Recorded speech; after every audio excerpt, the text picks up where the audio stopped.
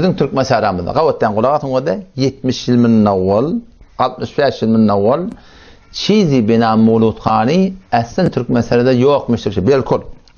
Hop yok bolsa nereden başlaptır? Kim sebep bolup başlaptır? Hanefi mezhep ulamaları avvaldan oda mevludxani diýen zat kulli ummet İslam'da 700 yıl çeldiğim aslen yokmuştur. Qarn çağrımda gayri ehli sünnetin üstünden 6 tane mevludxani ravaş taptır. Ehli sünnetin tarafından ne? Gayri ehli sünnetin tarafından 6 tane mevludxani yörtüptürler. Şoň bir yerde el cümle Resulullah sallallahu aleyhi ve sellem mevludxani demiştir. O taram gelýärler, ulama ehli sünnet şolan mukabında durup tamam mevludxani aýrypdyrlar kullan. Ki bu şeriatda ýok diýipdirler. Ta sonram 700-nji ýylda, yani qarny haftamda bir Hudaýyň benneti bir padşah atly, padşahy binamy falan Erbel şu gelip Yamaşşadan şu mevludxanyny ravaş berip başlatdyr. Awwalda ulamalarning üstünden başlanat yok. Awwalda ehli sünnetin üstünden başlanat yok. Awwalda barak şeyh meşayihinden başlanat yok. Awwalda padşahyň üstünden başlatdy musulmandyk.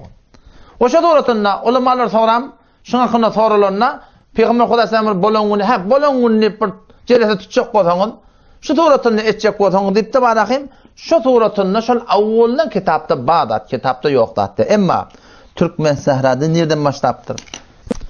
Şu mantaga Türkmen sehrada şun awul baştan şu bir günden başlamaklarına sebep bolan gynantakda Hanefi mezhepleriň üstünden dören zatda, Şafii mezhepleriň üstünden dörep de teşvik edip de ara gelenler.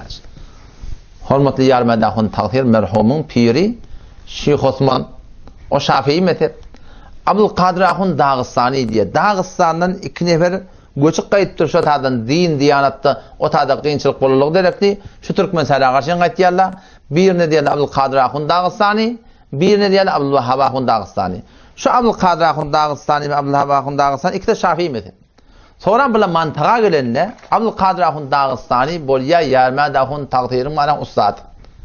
Ol Arapçyk diýe şol gökleň talaplarda hücreti varmışçı, okuyutyanmışçı, şu tada barakym, şoň şagirdini etipdir.